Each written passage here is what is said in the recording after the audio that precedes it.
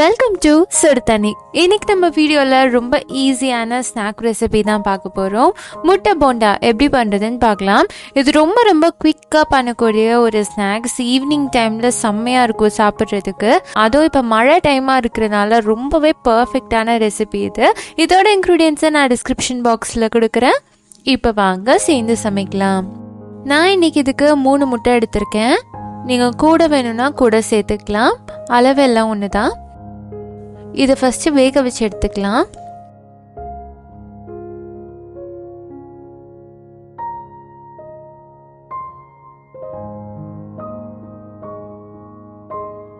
நல்லா வெந்ததுக்கப்புறம் இந்த முட்டையோட ஓடை எடுத்துட்டு இதை ஹாஃபாக கட் பண்ணிக்கிறேன்.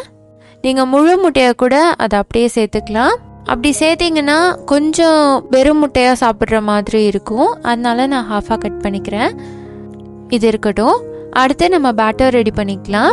நான் இன்னைக்கு 1 கப் கடலை மாவு சேர்த்துக்கிறேன். இதோட 2 to 3 டேபிள் ஸ்பூன் அரிசி மாவு சேர்த்துக்கிறேன். இதோட 1/4 டீஸ்பூன் பெருங்காயத்தூள், 1 to 1.5 டீஸ்பூன் மிளகாய்த்தூள், 1/2 டீஸ்பூன் உப்பு சேர்த்துக்கலாம். காரத்துக்கு ஏற்ற மாதிரி நீங்கள் மிளகாய்த்தூளோட அளவு கூட கொஞ்சம் கூட்டவோ குறைக்கவோ செஞ்சுக்கலாம். இதை ஃபர்ஸ்ட் வெறுமனை நல்லா மிக்ஸ் பண்ணிக்கோங்க. அதுக்கப்புறம் கொஞ்சமாக தண்ணி சேர்த்து நல்லா திக்கான பேஸ்ட்டாக ரெடி பண்ணிக்கலாம். இது பஜ்ஜி மாவை விட கொஞ்சம் திக்காக இருக்கணும். அப்போ தான் முட்டையில் நல்லா ஒட்டும். ஏன்னா முட்டை வழுவழுன்னு இருக்கனால அது சரியாக ஒட்டாமல் போயிடும். அப்படி ஒட்டாமல் நம்ம எண்ணெயில் போட்டால் சம்டைம்ஸ் தெரிச்சிரும். அதனால நல்லா கோட் ஆகுற மாதிரி பார்த்துக்கோங்க. கொஞ்சமாக தண்ணி சேர்த்து இது நல்லா திக்கான பேஸ்ட்டாக கட்டி இல்லாமல் கரைச்சிக்கணும். நான் இதில் கலர் எதுவுமே சேர்க்கலை. நீங்கள் வேணும்னா கொஞ்சம் கலர் பவுடர் சேர்த்துக்கலாம்.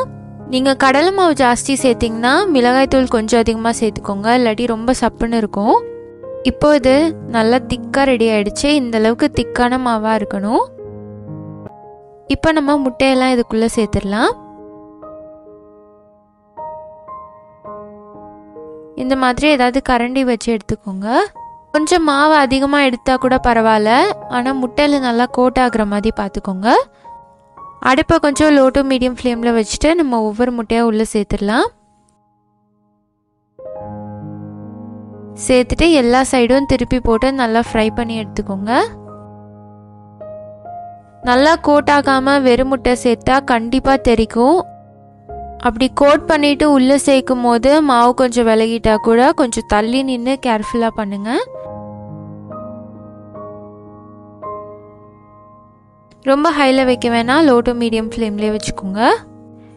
இது கொஞ்ச நேரத்துலேயே ரெடி ஆகிடும். ஏன்னா இது உள்ளே வேகணுங்கிற ப்ராசஸ் கிடையாது. ஆல்ரெடி வெந்த முட்டை தான். இப்போ பார்த்தீங்கன்னா இது நல்லா ஃப்ரை ஆகிடுச்சு. எல்லா சைடும் நல்லா ஃப்ரை பண்ணிக்கோங்க. இப்போ நம்ம இதை எடுத்துடலாம். நீங்கள் முட்டை போண்டாவை எந்த சட்னி கூட வச்சு வேணாலும் சர்வ் பண்ணிக்கலாம். நான் இன்றைக்கி தேங்காய் சட்னி அரைச்சிருக்கேன். இதுக்கு கார சட்னி கூட நல்லா தான் இருக்கும். கொஞ்சம் தண்ணியாக அரைச்சிக்கிட்டிங்கன்னா செம்ம டேஸ்ட்டாக இருக்கும் சாப்பிட்றதுக்கு. நீங்கள் இதை அப்படியே கூட சர்வ் பண்ணலாம். இல்லை பாதியாக கட் பண்ணி நடுவில் பெப்பர் தூள் போட்டு கூட சர்வ் பண்ணலாம். செம்மையாக இருக்கும் சாப்பிட்றதுக்கு. இந்த சட்னியில் ஒரு 2 பல் பூண்டு சேர்த்துட்டு நீங்கள் அரைச்சிங்கன்னா காம்போ சூப்பராக இருக்கும். கண்டிப்பாக இந்த சூப்பரான ரெசிபியை நீங்களும் ட்ரை பண்ணி பார்த்துட்டு எப்படி இருந்துச்சுன்னு சொல்லி கமெண்ட் பண்ணுங்கள். இந்த வீடியோ உங்களுக்கு பிடிச்சிருந்தா லைக் பண்ணுங்கள். சுடுதண்ணி சேனலை சப்ஸ்கிரைப் பண்ணுங்கள். தேங்க்யூ.